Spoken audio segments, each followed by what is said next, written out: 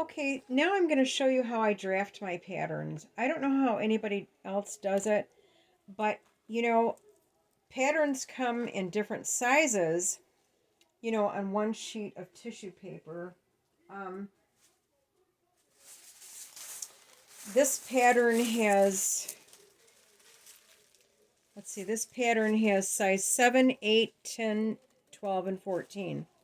So if you have children, I've got grandchildren, and they're like size 7, 8, one's a 14, maybe, and a 12.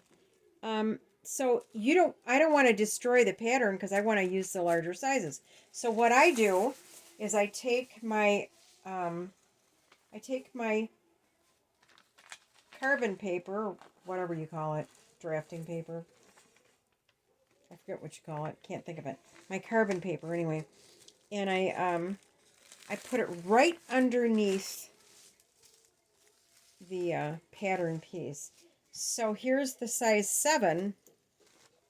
So I'm going to start, and you just have to move this carbon paper around. So I take the size 7, and I'm going to take my little wheel here, my tracing paper wheel, tracing paper, I'm sorry.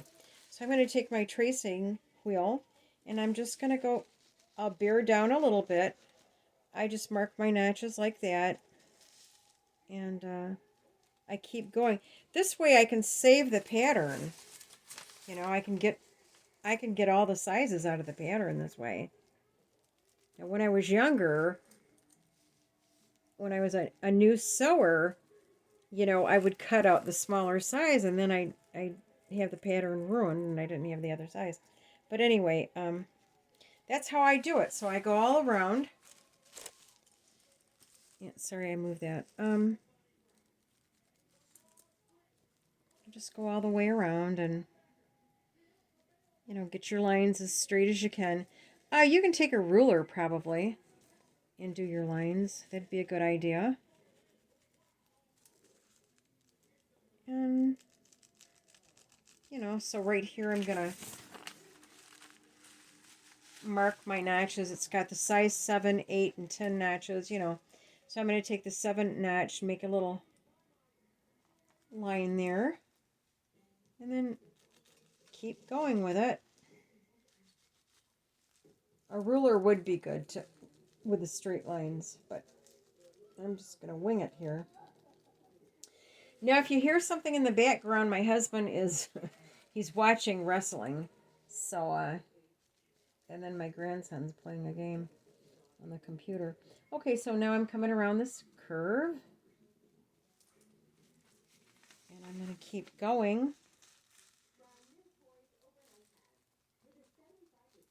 Mark my notch. Keep going around.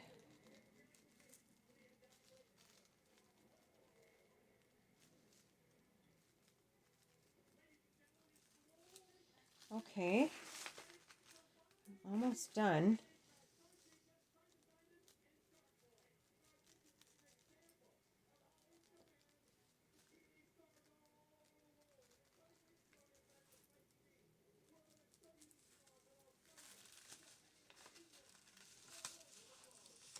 So then I'll go this way around. You want to mark these little round circle dots too. Right now I'm not sure what they're for, but I will make a little cross here just to see. And then I'm going to go over here. Right now I'm marking the armhole.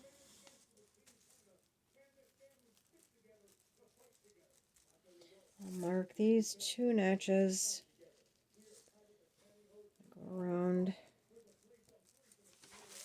Pull this up, it's falling down.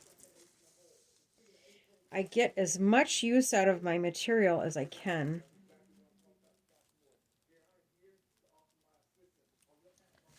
Because you never know, whatever's left over, maybe I can make a headband for the girls. I've got granddaughters.